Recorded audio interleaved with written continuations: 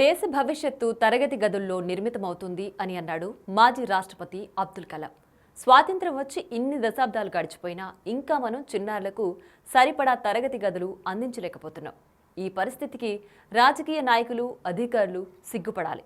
ఆదిలాబాద్ జిల్లాలోని ఈ ప్రాథమిక పాఠశాలను చూస్తే ఎవరైనా చలించిపోతారు. ఈ ప్రాథమిక పాఠశాలను ఓ షెడ్డులో నిర్వహిస్తున్నారు. అదీ సరిపోక ఓ రేకుల తడకల మధ్య మరో తరగతిని నిర్వహిస్తున్నారు. ఈ బడి దీనస్థితి, ఆ భావి భారత పౌరుల అవస్థలపై బిగ్ టీవీ అందిస్తున్న స్పెషల్ స్టోరీ.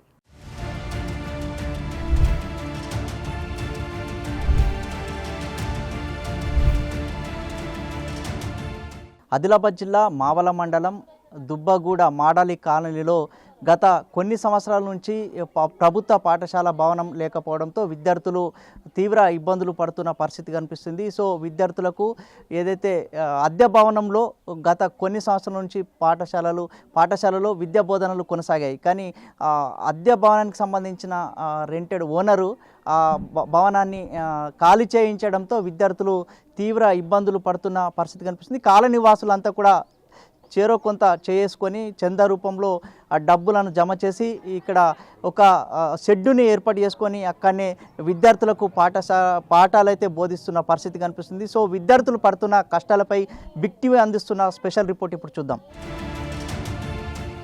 ఆదిలాబాద్ జిల్లా మావల మండలం దుబ్బగూడ దాజీ నగర్లోని ప్రభుత్వ ప్రాథమిక పాఠశాలను ఓ షెడ్డులో నిర్వహిస్తున్నారు.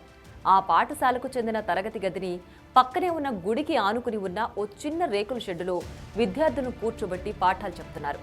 మొదటి 3 తరగతుల విద్యార్థులకు షెడ్డులో బోధన నిర్వహిస్తుండగా 4 నుంచి 5 తరగతి పిల్లలకు గుడికి ఆనుకుని ఉన్న రేకుల షెడ్డులో బోధన కొనసాగిస్తున్నారు. ఇదంతా జరుగుతుంది మారుమూల గ్రామంలో కాదు, ఆదిలాబాద్ జిల్లా కేంద్రానికి దగ్గరలో ఉన్న గ్రామంలోని బడి పరిస్థితి ఇది. ఇక్కడి ప్రాథమిక పాఠశాల గతంలో అద్దె ఇంట్లో నడిచేది. అప్పుడు 38 మంది విద్యార్థులుండేవారు. ఈ విద్యా సంవత్సరం ప్రారంభంలో ఇంటి యజమాని ఖాళీ చేయించడం, మరెక్కడా అద్దె భవనాలు దొరక్కపోవడంతో విద్యార్థుల తల్లిదండ్రులే తలా కొంత సొమ్ము వేసుకుని తడికలు, రేకులతో షెడ్డును ఏర్పాటు చేశారు. ప్రస్తుతం 28 మంది విద్యార్థులున్నారు. బట్టిసారుగాం గ్రామ పంచాయతీ పరిధిలో గల మోడల్ కాలనీ దుబ్బగూడలో గత 13 సంవత్సరాల నుంచి ప్రభుత్వ ప్రాథమిక పాఠశాల నిర్వహించడం జరుగుతున్నది. కానీ ఇక్కడ విద్యార్థులకు పక్కా భవనం లేక చాలా ఇబ్బందులు ఎదుర్కొంటున్నారు. ఇక్కడ తరగతి గదులకు షెడ్ సరిపోకపోవడం వల్ల హనుమాన్ మందిరంలో కూడా క్లాసులు నిర్వహించుకోవడం జరుగుతున్నది. తాత్కాలికంగా అందరూ విరాళాలు వేసుకొని ఒక షెడ్ నిర్మాణం చేసుకోవడం జరిగింది. అక్కడ సౌకర్యాలు సరిగా లేక చాలా పిల్లలు ఇబ్బంది పడుతున్నారు. టాయిలెట్స్ లేవు, వంటశాల లేదు. ఇక్కడ 30 మంది విద్యార్థులు ఉన్నారు, 2 టీచర్లు ఉన్నారు.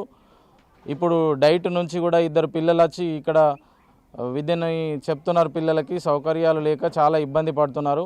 కాబట్టి అధికారులు తొందరగా స్పందించి పేద విద్యార్థుల కొరకు పక్కా భవనం నిర్మాణం చేసి ఇచ్చినట్లయితే బాగుంటుందని కాలనీవాసుల తరపున కోరుకుంటున్నారు. నా పేరు భూషణ, మోడల్ కాలనీ, ఈడ బట్టిసేవర్గామా, ఈ ఏరియాలో ఉంటాం మేము.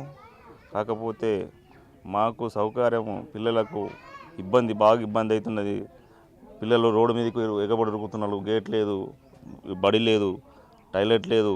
ఇంత బాధ ఉన్నదంటే ఇడిసబెడితే రోడ్డు మీదకి పోతున్నాడు, బండ్లు తిరుగుతున్నాయి. ఒకళ్ళ పిల్లలకి ఏమన్నా అయితే ఎవరు బాధ్యులు సార్? దయచేసి మీ అధికారులు అందరూ పట్టించుకొని ఈ 2-3 కిలోమీటర్ల దూరం ఉన్నది ఇది దుబ్బగూడ మోడల్ కాలనీ. పెద్ద దూరం లేదు, పెద్ద 10-15 కిలోమీటర్లు లేదు, ఖాళీ 3 కిలోమీటర్లు ఉన్నది సార్. ఇంత పట్టించుకొని పాపన పోతున్నదంటే మీ అధికారుల ఇది ఎవరిది తప్పు? ఏం కథ ఇది? ఇంత గుడిసెల దగ్గర ఇంత చిన్న పిల్లగాళ్ళు ఇంత రోజులు ఇన్ని రోజులు అవుతున్నది, ఇక్కడ పట్టించుకుంటే లేని పాపన పోతున్నదంటే కొంచెమన్నా చర్య తీసుకొని కలెక్టర్ గారికి ధన్యవాదాలు.